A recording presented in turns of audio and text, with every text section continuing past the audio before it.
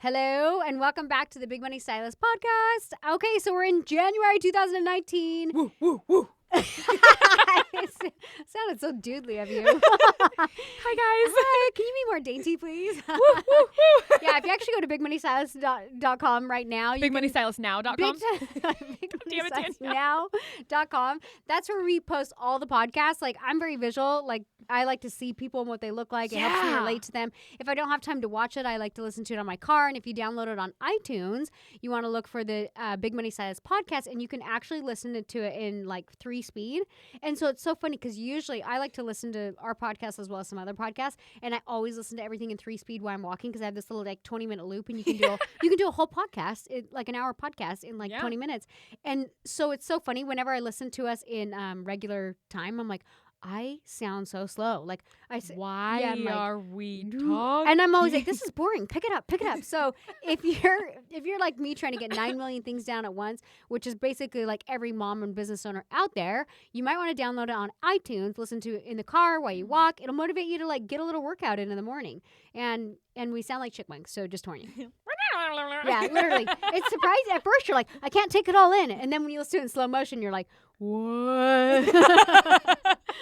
What drugs are they on? Why are they so slow? You know what, though? That used to be one of the hardest things for me with students, because they would ask me questions and they'd be like, so,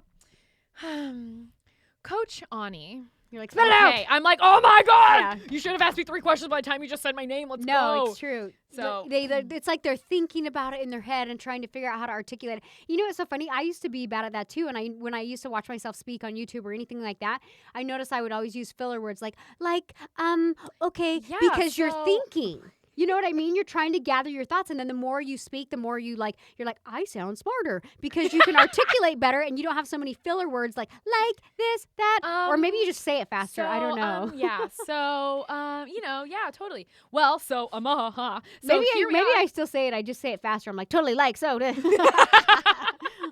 So here we are in January 2019, super stoked, and we were talking actually a little bit earlier about kind of the intention that we're setting for the year. And I said mine was a mix of create and freedom. Right. There's a ton of stuff I want to create inside of BMS, and I want to create inside my life, which includes space and freedom.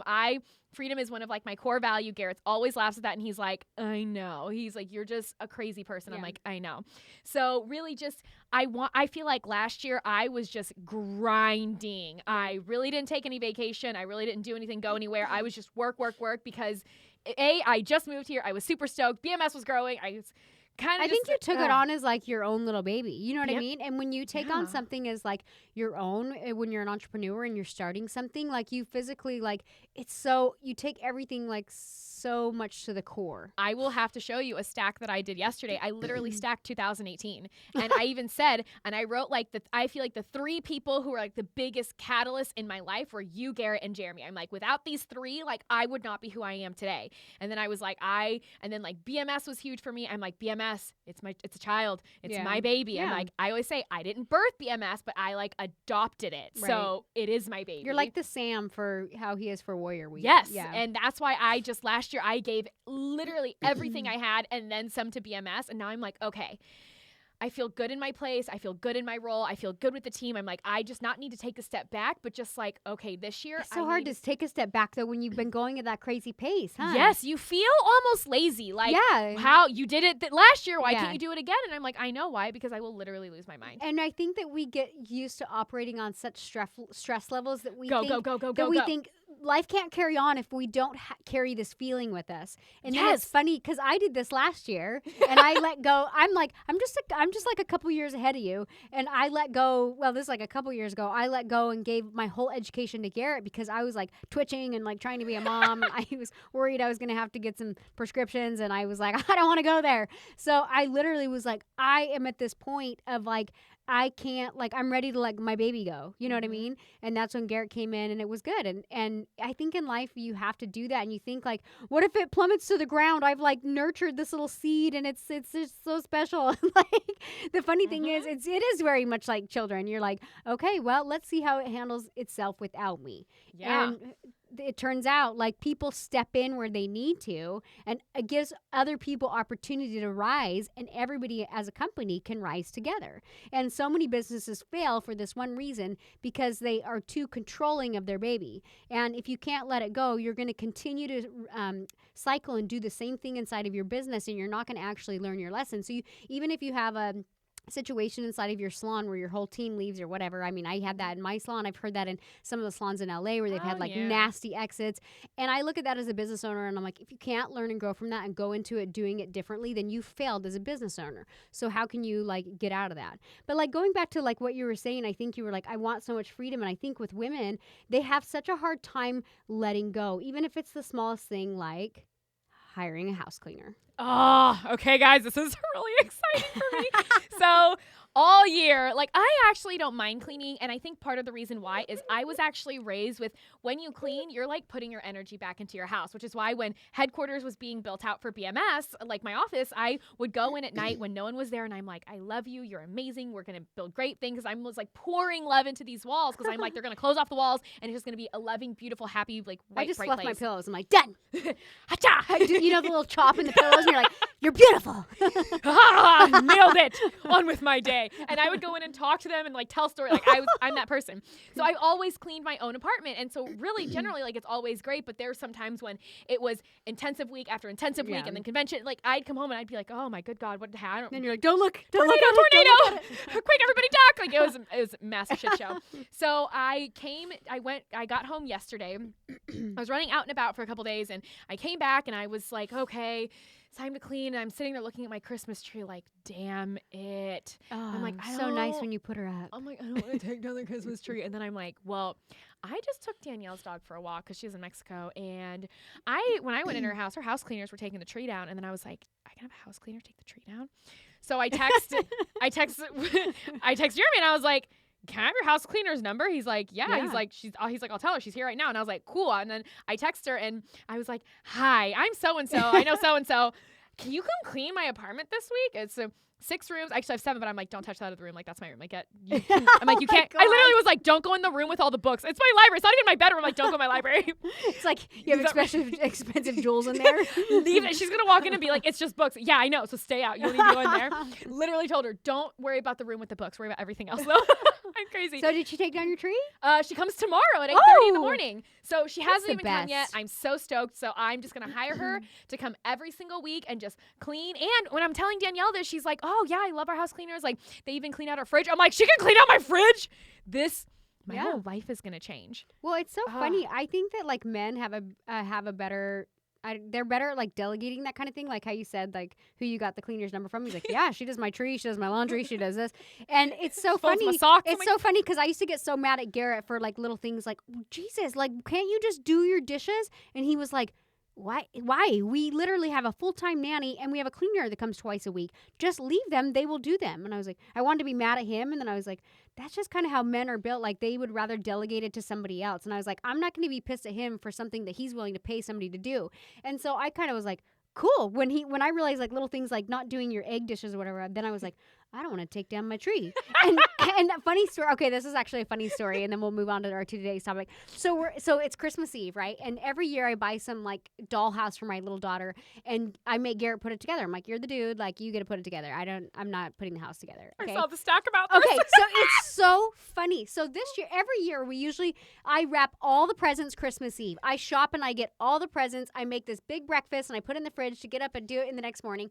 But this year I got a little smarter and I was like, man, wrapping presents like sucks. Like we're usually up till like it? No, because I wait till the last minute. I wait till Christmas Eve, and then I buy a lot of presents, and I like nice bows and I like nice paper. So I'd be up till like 1 a.m. wrapping gifts. Yeah.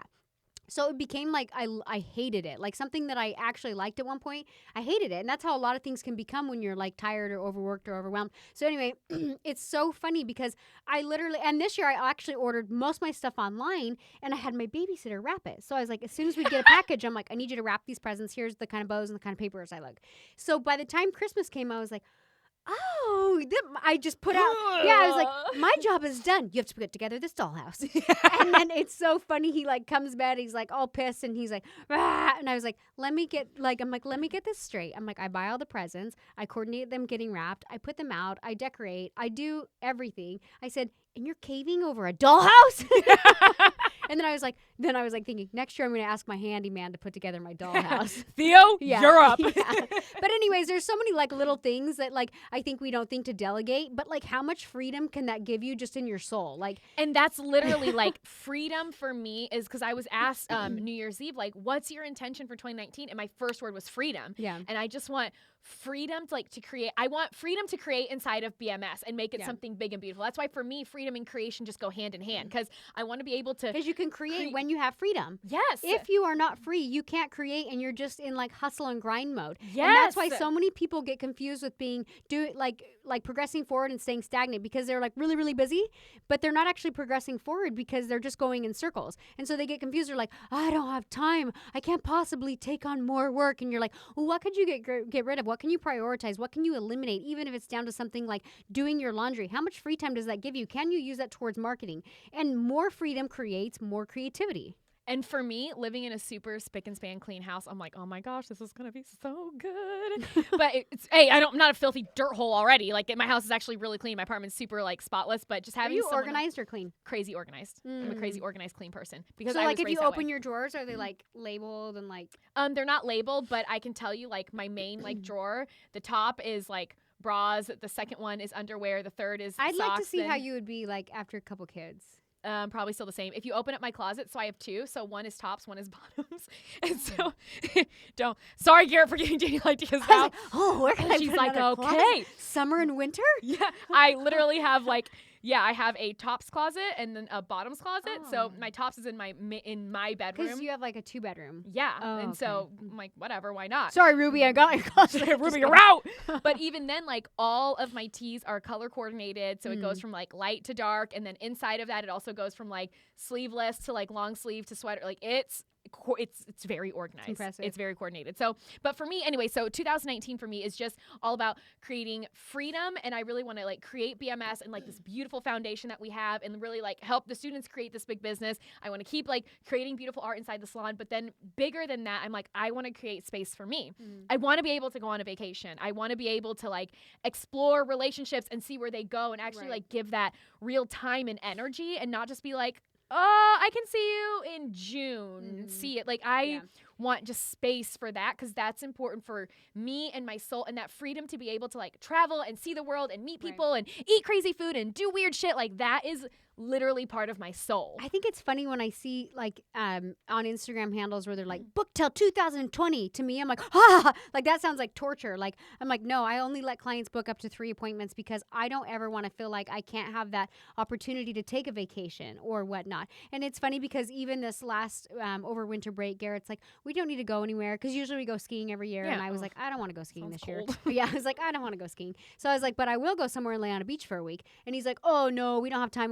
And I was like, cool, I booked first class tickets. Do you want to go? Because I'm going and I'm taking. And I knew if he didn't go, he would just sit and work. And so sometimes I have to like put my foot down and be like, we're doing this. You know what I mean? Because I think sometimes like 6 months or a year can go by and you're like, I didn't go anywhere. I had really good intentions this year to take some trips, but I just kept coming up with excuses.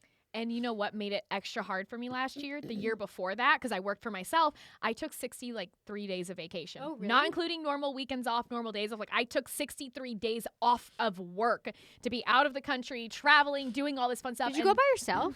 No, I generally went with friends. Sometimes I went by myself and then met friends there. But actually, it's a dream of mine to travel somewhere completely by myself. No friends and no boyfriend, no family, like just me in some weird country doing, I have absolutely no idea what. It's very brave. But that to me is, I feel like I seem maybe wild on the outside, but also people know me as very like structured and systematized and like I can get shit done. But the inside of me is just like a free flowing, like just let me be me. I don't know, just let me see the world. And create. So that I just know is super important, and I think it's really important in general to know what it is you're trying to get out of the year. Because if you go into it being like, I don't know, I just kind of want to sort of do stuff. Like, I already know with BMS, I want a foundation, a solid, like, fucking foundation where it's untouchable. I want all of our videos done. I want our content better. I want you and I to be producing more stuff. Like, I want the podcast to keep going.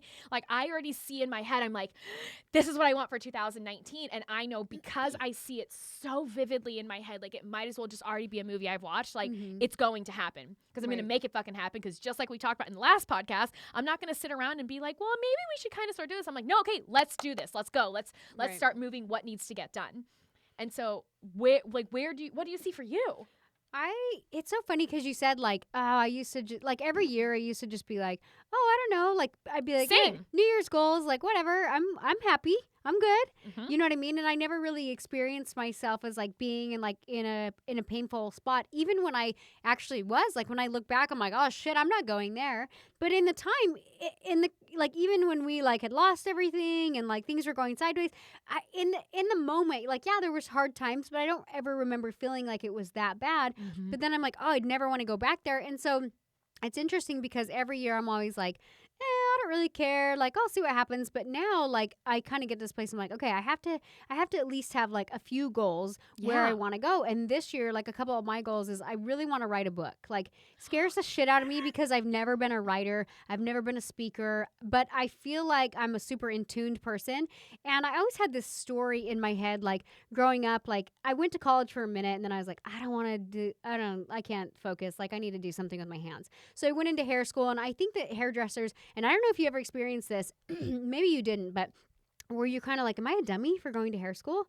Like, you're literally like, I'm dropping out of college. Like, I remember my sister went to hair school before I did, and I was like, I'm not going to be a hairstylist. Like, I'm going to have a reputable job. But I don't know. I always kind of like fed into like, oh, that's just what you do if like, you don't have anything else going on. Yeah. And I literally went to a semester of college and I was kind of like, I don't know what I want to go into. So you know what? And I was actually like dating Garrett. We were talking about getting engaged, and I had like all this pressure. Like I needed to figure something out in my life. So I was like, you know what? I'm going to go to hair school because then at least I have a trade. And then if I decide to go back to college, because at the time I was this is so scary. I was working at Sizzler.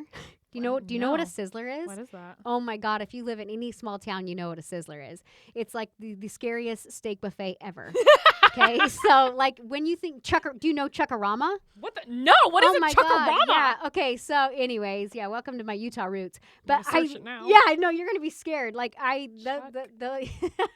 anyways, I was serving tables, like making no money. I was a sucky server. Then I also worked at the Gap. Have you heard of the Gap? Okay. I know what the Gap is. Okay. So I was like making no money, and I was like, this sucks. And so then I was like, well, if I go to hair school, at least I'll have something like a trade where I can make money. Like if I get married and I decide to do night school or whatever it is, at least I have something that I can make money. So then I started like get into hair, and I was like, this is scary and fun, and there's a lot more to it than like I used to be like, hair, how hard is that? You know what I mean? Oh yeah. And then it was like there was a lot more to it. And so I had this story of always like hairdressers was for dummies.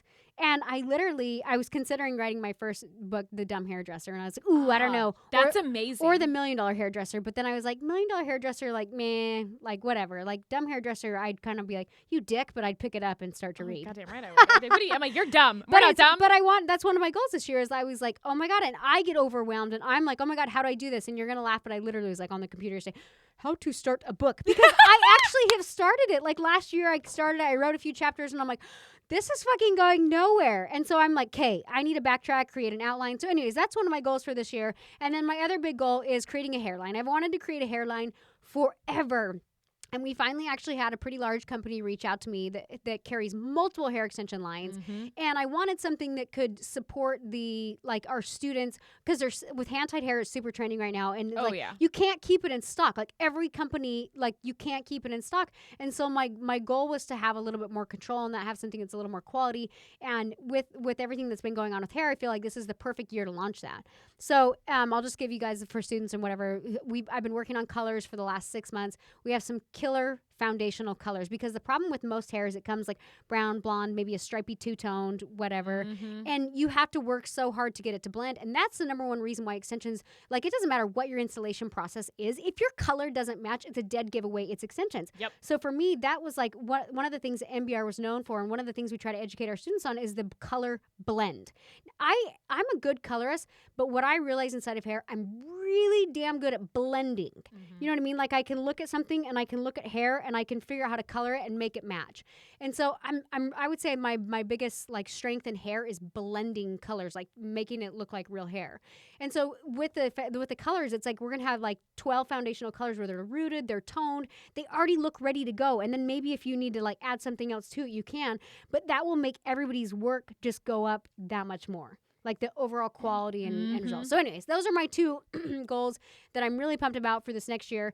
And I'm actually pregnant. I was wondering if you were going to say it. I'm super early. I'm like almost 12 weeks. Hopefully I'll find out what I'm having the next couple of weeks. But I was like, this year I was like, I'm going to do this and this and this. And Garrett's like, okay, realistically, you only have 6 more months. So like, why don't you like just chill for a minute? So then because I was like, oh, should I work more? Should I take on new clients? Should I raise my prices? What should I do? Like, I want to do this. And he's like, why don't you focus on the 2 things that matter to you most? Which for me, I was like, okay, education. So I want to like put more of my energy into educating my staff at DKW and just like making sure like we're all like giving like killer high end results. I also want to put more into our network. I want to write my book and I'm excited for the hairline to come out. And that's enough. You know what I mean? Those are more goals than most people have in 5 years. You're like, what? I only have 16,000 goals. What do you mean? Is that enough? But you know what? When you bite the bug of like, I want to just do it all, like and people don't get it. Like you don't get us until you get involved into it. And then you're like, I want to do more. You know what I mean? Yeah. So anyway. And it's not even the sense of like, I want to do more because we're unhappy, but we're so excited about what we do and we love it so much. Like we just can't help it. And something that I think is really cool that I also want to address today as well is you don't just have to wait for like really big things to celebrate that. Right. Before the NBR hair actually comes out, there's 1,000 little small things that were like super exciting. Yeah. When the company first reached out, when you first had the idea to do it, when the first batch came in, or when you first started like coloring the hair, it's little things that remind you like, oh my God, I'm doing this, I'm doing this, I'm doing this, I'm doing this. And celebrating those small little wins. And I hear all the time from one of my closest friends, he's like, you are so happy over such tiny things. I'm like, you have to be. Because if you constantly wait for the really big things, the things that are every now and again, like once in a blue moon, appreciate it. You spend your time unhappy most of the time. Yeah, totally. So yeah, I can be super excited that someone brought me breakfast this morning because I was hungry and I lost my debit card. I don't know what happened. I found it, but I lost it for a while. I don't know. I'm a disaster some days. So it's even little things like that. I'm like, I'm just so excited for it. Like I did like 10, 15 more consultations this morning. I'm like, oh my God, we're doing it. Like this happening. Like little things. Like if I'm going to wait to be like, we nailed it. We have 250 inside the program.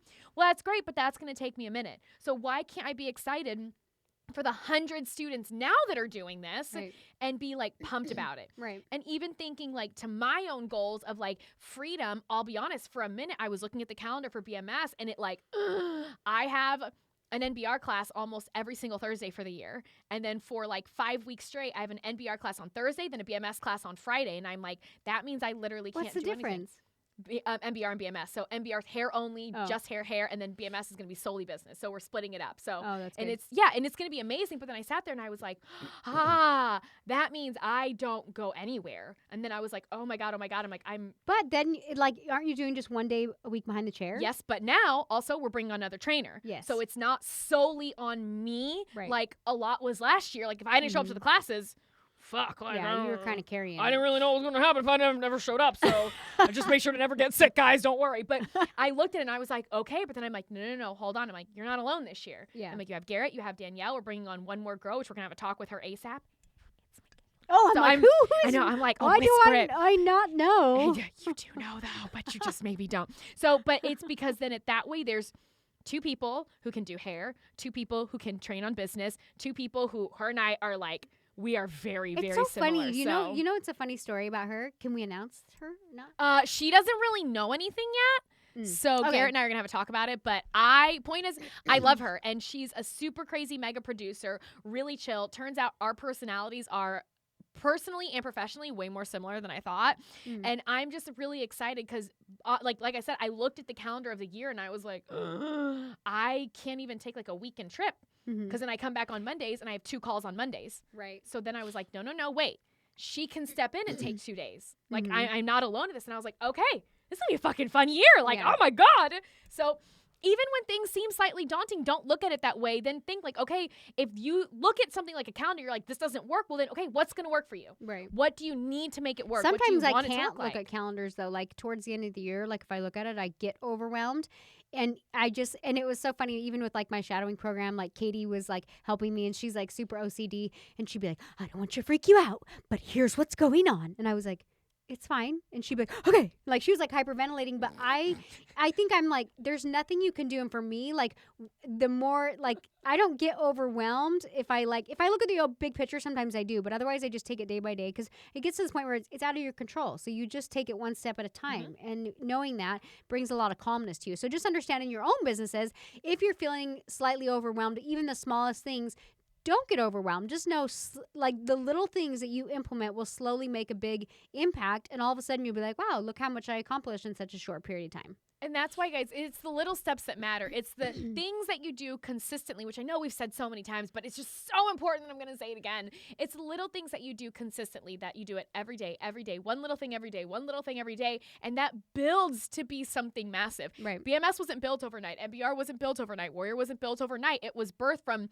things being done consistently every single day that made them what they are today. Right. And that's why it's so important. But that's why a lot of people can't do it. Like they literally will quit like 1 year in. They'll quit like 3 weeks in. They'll quit. Like, I don't know. I just feel like for Garrett and I don't know. I don't want to say like a high tolerance, but it's like you get so deep inside of your business where you're like, I have no other choice to succeed. Mm-hmm. But then you also can't go about it like, I'm just going to keep grinding and hustling, because that won't serve you too and your business will blow up. So if you want to run a successful business, you have to be willing to like stay the course, stay focused. Like, it is what it is, and don't give up before you get too far in. And otherwise, your business will fail and you end up just starting a new business, and it could be inside of hair and it could be outside of hair.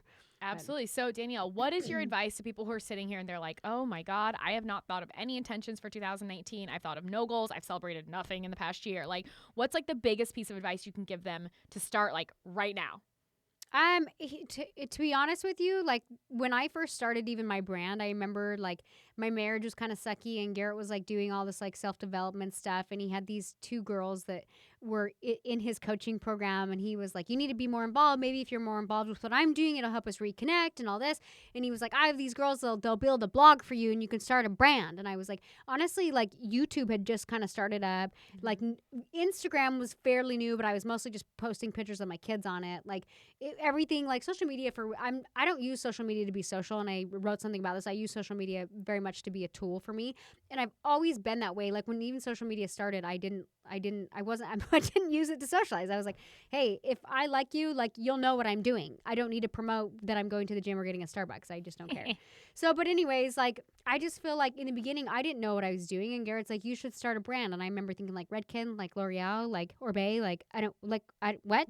Like a brand? Like I'm a hairstylist and I'm happy. Like I'm content. I wasn't happy. I was content. And there's such a huge difference between happy and content. So maybe you need to ask yourself, are you happy or are you content? Could you be more happy? And a lot of times you're like, well, I don't know what to do. Well, a lot of times, what can you do? Like for me, I just got on YouTube and I started sharing my passion for hair and hair extensions. And then next thing you know, like people started like flying in and this and that. And then I started teaching people and it just keeps evolving. So you just kind of have to be willing to put yourself out there. So if you ask yourself, are you happy or are you content? And what could you do to just put yourself out there and see what happens? Beautiful. So thank you for listening to another episode of the Big Money Stylist podcast. To see what we look like in our shenanigans kind of as we're here, go to bigmoneystylistnow.com and we will be seeing you guys next episode.